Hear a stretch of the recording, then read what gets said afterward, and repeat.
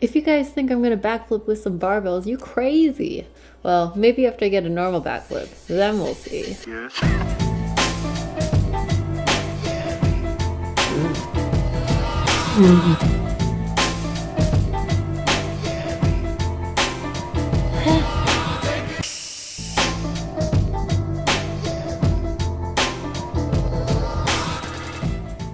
Welcome back to another video. If you saw my last video, it was a flexibility routine video. I talked about how I was moving, and here I am in the new apartment.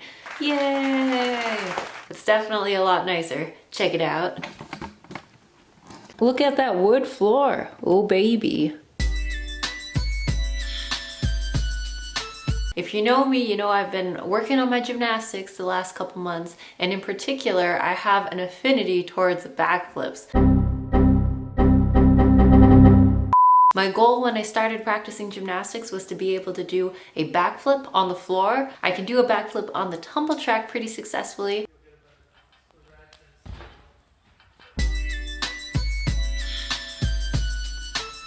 But I have not yet graduated to doing it on the floor. That's like the next progression of difficulty. But before I move it to the floor, I want to get it really good, like high, tight, and fast. I watch a lot of YouTube videos for inspiration. One of the channels that I absolutely love is juji&tom, which is an awesome channel, highly entertaining. I very much recommend it if you don't know about them, which would be surprising considering how many subscribers they have. Anyways, I was watching like quite a few backflip videos from them. They go around teaching a bunch of different kinds of athletes backflips, or celebrity type people backflips. That kind of fun that they have with athletic stuff in general is the direction that I want my channel to go in. Hopefully one day, maybe, possibly. Anyways, both Juji and Tom both have really awesome backflips. I'll insert a clip of one of them doing a backflip so you can see like how crisp it looks.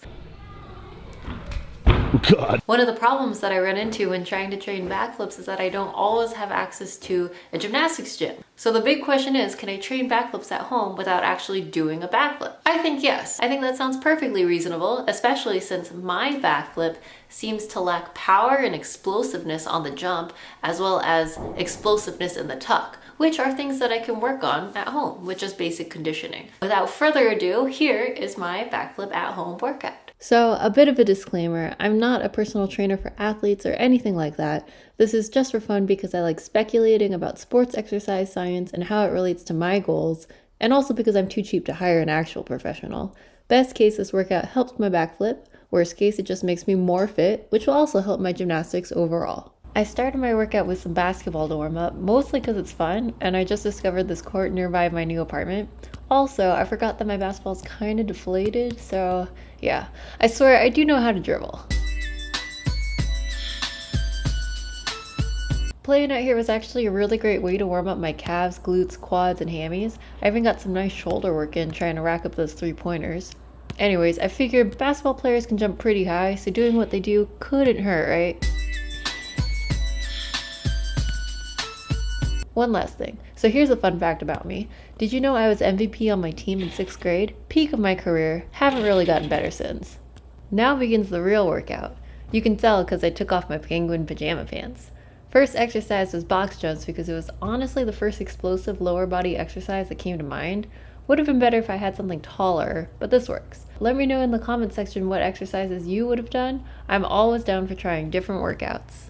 Next was the Oh man, that name is super hard to say. Okay, so this exercise, you can just read the name from the bottom left corner.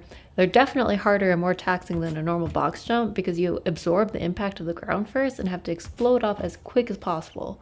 I did less reps per set because of that versus the box jumps, for example, which I did at a higher rep scheme because I didn't have a very tall surface to make them more difficult. And here's me just being happy. Seattle Gloom can't hold me back. Out of all the exercises I did, these ones are definitely the most directly applicable to working my backflip because it mirrors exactly, or at least it should mirror exactly, the takeoff. The idea is to jump up and slightly back to get your hips forward in front of you, but instead of tucking, which would be the next step, you land and roll out. While watching this footage right now, actually, I made a new realization. The height of my jump is good. Contrary to what I thought before, I think I do have the vertical jump required to complete a crisp backflip, but I'm not getting my hips in front of me enough. And my new hypothesis, formed just now, is that it's because I'm bending my knees too much and squatting too low. I've heard that before. People have told me that I squat too low when doing my back tuck, but I kind of dismissed it thinking, oh, they're just stronger than me. I need all the strength in my legs if I have a chance of not landing on my face. But I'm kind of thinking now that maybe because I'm squatting low, my hips are staying too vertically stacked beneath me. Instead, if I pop my booty out and did like one of those kettlebell hip thrust type motions, I think I might be able to preserve the vertical height and more easily get my hips in front. Just a thought. I'll have to try it next time I'm at the gym, and I'll let you know if it helps. This is the aftermath of doing a backflip workout outside in Seattle. So much mud and worms. You might be asking yourself, lady, why did you wear white shorts? Well, friend, I'm wondering that too. Just finished the outside workout. It was pretty good. Muddy, pretty muddy, but still good. I'm glad I was able to find a spot where I could do all the things that I was hoping to do. Yeah, Seattle weather, What else are you gonna expect? I ended up doing laundry and some other errands, so this is actually the next day. Sometimes the day just goes too fast. I personally think that this is the best exercise to train the tuck motion and a back tuck. I know it's common for people to train this motion lying on their back on the ground, commonly referred to as a tuck up, but the benefit to doing it hanging is that one, you're working against gravity, which is not only harder, but more representative of the actual skill.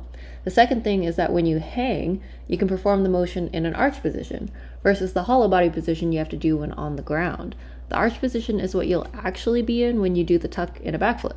The only downside is that you can't really chain multiple tucks in a row because you have to start in a dead hang and the explosiveness factor makes you swing a lot. This isn't the type of exercise to do slow and controlled, so you're basically forced to rest in between reps. We interrupt our program to bring you this important message. Okay, so not actually an important message at all, but I just have to say that my abs are way more defined than they've ever been before, and it's 100% because of learning how to backflip during quarantine, which makes sense when you think about it because I've basically just been doing a bajillion leg lifts, but still surprised. I'm not sure how or why this exercise got the name sissy squat, because there isn't anything sissy about these squats. If you know, let me know in the comments, because I'm definitely curious why. It used to be one of my go-to quad exercises, but I forgot about it for the last year or so. But I'm bringing it back, because I definitely need to work on my quad strength. One of the problems I have in my back tuck is that I often jump too far backwards, and I basically don't use my quads at all. That's when my flip looks really low, so I'm trying to work on jumping more vertically, in which case I'll need my quads more. Problem is I lost a lot of my lower body strength and power this past year, so that's a big reason why I chose these exercises and rep schemes. Even though my focus is strength and power, I also like to include endurance exercises as well. I pulled my right hamstring 2 months ago, and though it feels pretty good now, it's still not 100%. And I found for my hamstrings at least that at this point of the recovery, a combination of strength and endurance exercises works best. Single leg deadlifts are great for hamstrings in general. For me though, it's super hard making sure my lower back doesn't get involved. For those that don't know, I have chronic issues with my lower back from an injury in 2013, so I have to be particularly careful, and even though it feels fine when I do this exercise, even with a physical therapist watching my form, without assistance I always wake up the next morning with pain in my back, so I've learned that holding the back of the chair does wonders. I still feel the stretch and contraction in my hamstrings without having to worry about compromising my back. Single leg glute bridges. This move is ubiquitous in the booty building age that is every female's social media page.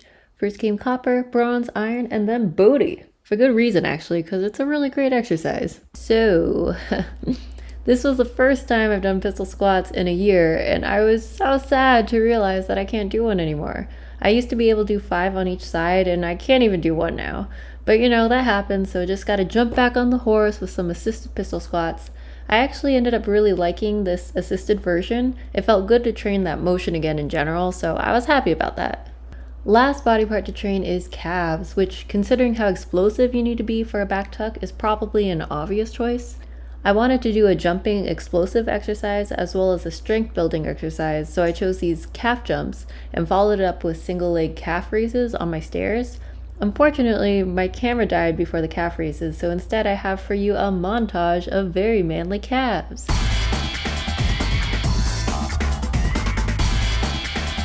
And mine, which are blessed by the Ogilvy gene to be very nearly non-existent. Oh, and this calf. Oh, it's so cute! That was the end of the workout and the end of the vlog. I hope you enjoyed the video. Please like, comment, and subscribe if you want to help me out. It really means a lot. And I'll see you in my next video. Bye!